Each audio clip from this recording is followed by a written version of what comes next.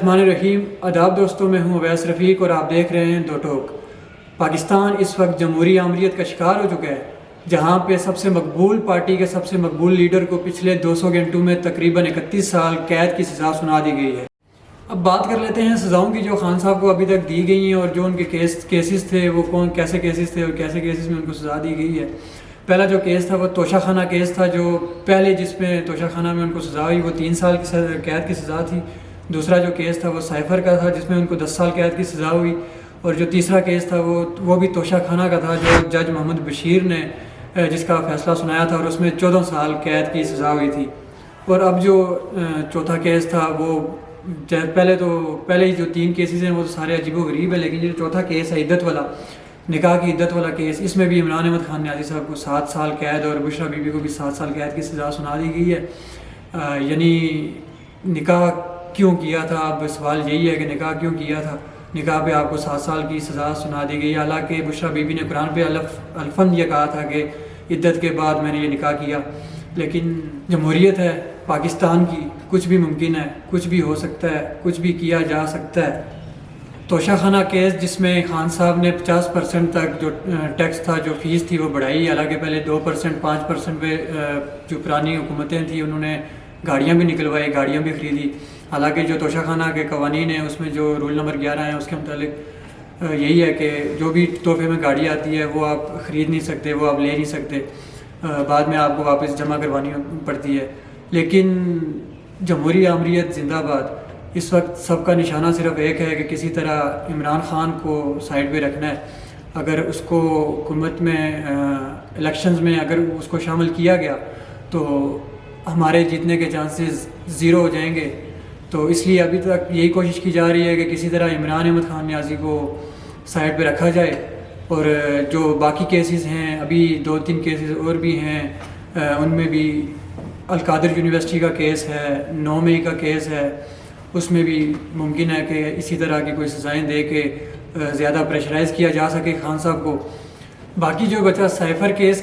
Case में जो 4 इल्ज़ामात खान साहब पे लगे थे, वो पहला जो इल्ज़ाम था वो ये था कि उन्होंने साइफ़र की जो कॉपी थी वो जलसे में लहराई। दूसरा जो इल्ज़ाम खान साहब पे लगा वो ये लगा कि उन्होंने उस कॉपी का गलत इस्तेमाल किया, उसको मिसयूज़ किया।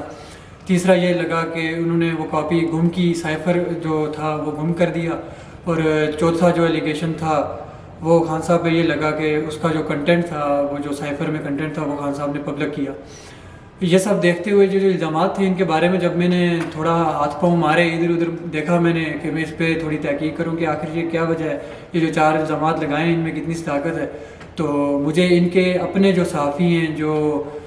बड़े प्यारे हैं इनके मुस्लिम लीग नून के या दीगर जमातों के या जो इनको लाने वाले हैं, उन्हें ये कि अभी तक इस साइफ़र के जो 4 इल्ज़ामात लगे इनमें से एक इल्ज़ाम भी साबित नहीं हो सका। पहला जो इल्ज़ाम था वो प्रिंसिपल सेक्रेटरी आज़म खान जो थे इमरान खान के दौरे हुकूमत में, उनका एक बयान का सहारा लिया गया कि जिसमें उन्होंने बोला था कि खान साहब ने जो जलसे में लहराया था वो साइफ़र था। लेकिन इस फैसले से चंद दिन कबल जो उनका एक और बयान आया कि मुझे कोई इल्म नहीं है, मुझे कोई पता नहीं है कि वो जो साइफ़र इमरान अहमद खान न्याज़ी साहब ने लहराया था जलसे में वो साइफ़र ही था या कुछ और था।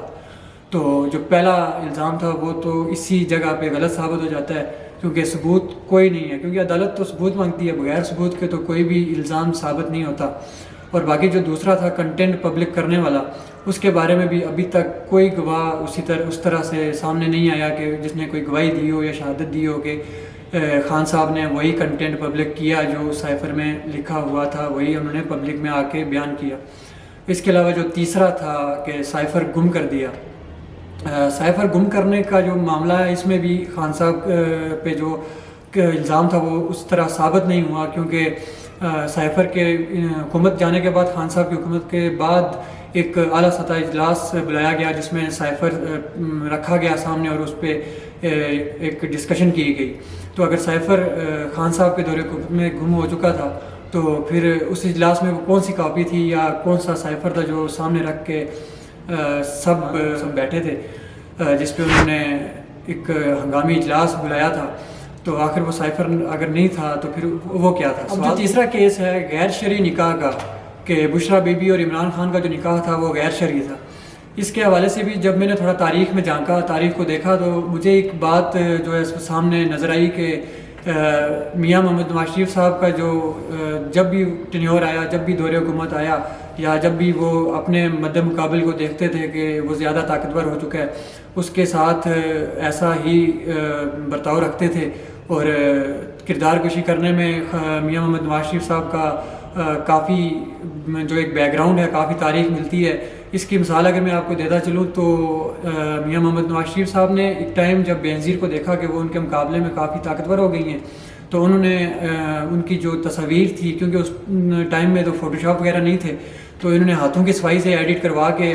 محترمہ کی تصویر اور ان کی والدہ کی تصویر کے ساتھ آگے اس کی کاپیز بنوا کے ہیلی کاپٹر سے اور جہازوں سے نیچے پھینکوائی تھی۔ اس کے علاوہ جو عمران خان صاحب کی پہلی بیوی تھی جمائمہ خان، اس پہ بھی بڑے الزامات لگے کہ وہ ٹائلیں جو ہے وہ اسمگل کرتی ہے، اور اس کے علاوہ بھی بڑے الزامات لگے، اور اس کو اتنا تنگ کیا گیا کہ وہ پاکستان چھوڑنے میں مجبور ہوئی۔ اب بات کرتے ہیں 5 فروری کی۔ اس وقت جو حالات نظر آ رہے ہیں، 5 فروری کی ضرورت یعنی یوم یکجہتی کی ضرورت وہ کشمیری عوام سے زیادہ پاکستانی عوام کو ہے، جو خود کو کہتے تو آزاد ہیں لیکن اپنے حقوق کی خاطر یا اپنا جو ایک ان کی سوچ ہوتی ہے اس کو وہ سامنے رکھنے کے جو ان کا معیار ہے اس میں وہ آزاد بالکل نظر نہیں آتے۔ ذہنی غلام ایک قوم ہے جس کو ابھی زیادہ ضرورت ہے یوم یکجہتی کی، جو ابھی یوم یکجہتی ہے کشمیر کے نام پہ ایک 5 فروری کو پروگرامات کروائے جائیں گے کشمیر میں، لیکن اس کے مقابلے میں ایک اور جو تحریک پچھلے کافی عرصے سے چل رہی ہے، وہ جو عوامی ایکشن کمیٹی کے نام سے جو تحریک ہے، جو عوامی حقوق کی بات کرتے ہوئے سڑکوں پہ پچھلے تقریباً 6-7 ماہ سے وقتاً فوقتاً نکلتی رہتی ہے، ان کی طرف سے کل پہیہ جام ہڑتال کی کال دی گئی ہے، پورے کشمیر میں پہیہ جام ہڑتال کی کال دی گئی ہے۔ اس پہ میں صرف اتنا ہی بولوں گا کہ اگر آپ کو آٹا بآسانی مل رہا ہے، اگر آپ کو بجلی پہ سبسڈی مل رہی ہے، اور اگر آپ کو اپنے جائز حقوق جن کا آپ کے ساتھ وعدہ کیا گیا ہے وہ آپ کو دیے جا رہے ہیں، تو آپ یوم یکجہتی کشمیر شوق سے بنائیں۔ اگر آپ کو ان میں سے ایک سہولت بھی نہیں میسر تو آپ عوامی ایکشن کمیٹی کا ساتھ دیں اور ان کے احتجاج میں زیادہ سے زیادہ شرکت کریں۔ ہمارا یوٹیوب چینل سبسکرائب کریں اور فیس بک پیج کو فالو کرنا نہ بھولیں۔ ملتے ہیں آپ سے اپنے اگلے ولاگ میں، تب تک اپنا اور اپنے ارد گرد رہنے والوں کا خیال رکھیں۔ خدا حافظ۔